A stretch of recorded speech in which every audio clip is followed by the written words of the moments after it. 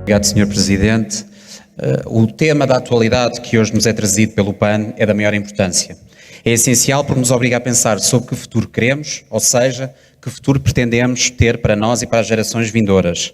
A sustentabilidade do planeta, de cada continente, Estado ou comunidade, está nas mãos de dois elementos nucleares, o Estado e as pessoas. Do Estado e das entidades competentes exigem-se medidas, políticas concretas de mitigação e adaptação às alterações climáticas, diminuição da poluição, aumento da sustentabilidade do planeta, no que diz respeito, por exemplo, às águas, espaços verdes, eficiência energética com fontes renováveis, entre outras. Das pessoas, espera-se que haja um sentimento de pertença pela sua comunidade, pelo seu território, num desafio hercúleo, mas que nos convoca a todos à responsabilidade de decidir o futuro das nossas vidas, o futuro de todos. O CDS tem vindo a chamar a atenção para a necessidade de atuar nestas áreas, elencando as várias medidas que, seja a nível europeu, nacional ou municipal, têm tido um papel importante no planeamento e ações respectivas. A título de exemplo, a criação de um Fundo de Emergência Ambiental que dê resposta aos efeitos provocados pelas alterações climáticas e que garanta recursos mínimos às populações. É preciso prevenir e agir para responder proativamente a situações diversas com que o país tem sido fustigado, dos incêndios à seca, tempestades a quedas de granizo.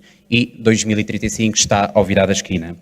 E para quem ainda não tenha consciência dos impactos ambientais, económicos e sociais, recomenda-se a leitura do relatório da Agência Europeia do Ambiente, que estima que os custos das alterações climáticas em Portugal somaram prejuízos entre 1980 e 2013 de mais de 6.800 milhões de euros.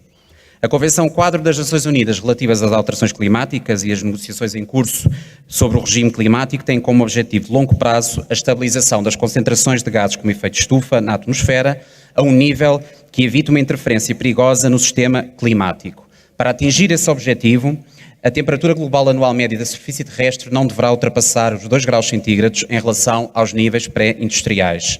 Para fazer face ao problema das alterações climáticas, existem 2 linhas de atuação, a mitigação e a adaptação.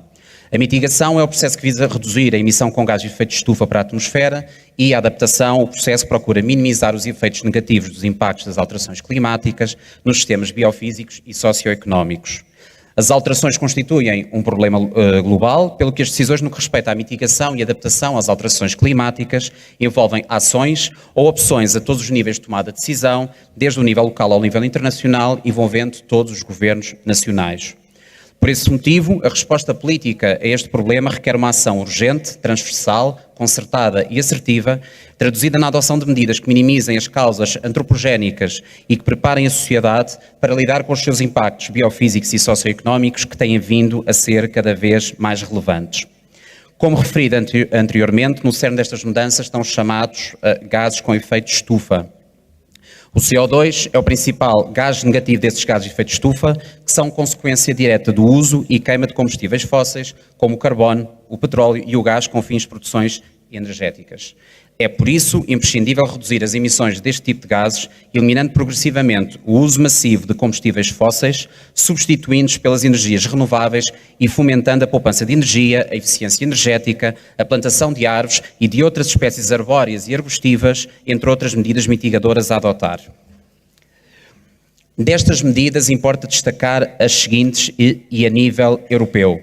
Desde logo em dezembro de 2015, a celebração do Acordo Histórico da Cimeira de Paris, da COP21, o Acordo de Paris, que celebrado mais tarde em 2016, em novembro, e também a implementação do Livro Branco dos Transportes a nível da União Europeia e que tem obviamente aqui um objetivo de combater a emissão de gases de efeito de estufa.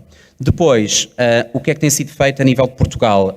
Portugal ratificou a emenda do Protocolo de Quioto, estabeleceu medidas de redução das emissões nacionais para até 2030, estabeleceu um Programa Nacional de Alterações Climáticas e uma estratégia nacional, mas também aqui Lisboa teve um papel, não só naquilo que são os 7 pilares fundamentais do Plano Diretor Municipal, a assinatura da Declaração do Mayors Adept em 2014, a subscrição do Pacto de Autarcas e a Estratégia Municipal de Adaptação às Alterações Climáticas, entre outras matérias. Contudo, ainda há muito a fazer, nomeadamente no combate à emissão de gases poluentes, em particular no centro da cidade, passado o eufemismo das zonas de emissões reduzidas para uma efetiva fiscalização, mecanismos de salvaguarda e controle de tsunamis, Nos projetos urbanísticos de reabilitação, incentivar a implementação de sistemas de captação de águas pluviais para a utilização nos autocolismos, regas e lavagens e o aproveitamento das águas pluviais e das hectares para regas e lavagens no espaço público e viário. E, obviamente, ter um Estado e autarquias que deem o exemplo na introdução de medidas climáticas e poupança energética nas intervenções em equipamentos públicos como escolas, hospitais, parques de estacionamento, entre outras.